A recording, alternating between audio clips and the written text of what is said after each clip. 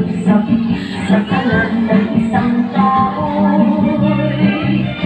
at nahagis ng bato ang papat ng munting ibon.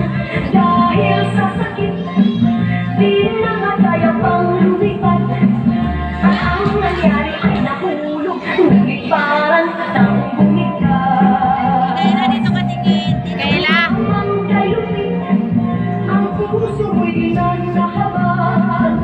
Pag pumanaw ang buhay ko, may isang titik na iiyak.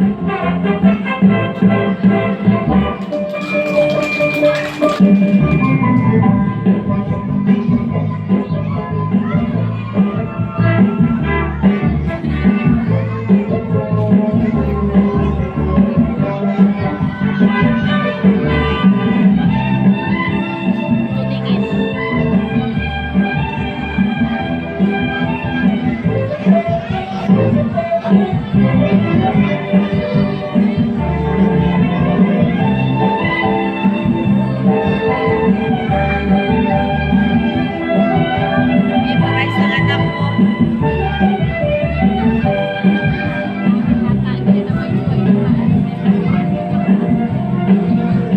May bumukol sa titik sa sangan ng isang kahoy, at nakakit ng bato ang papak ng munting ibon.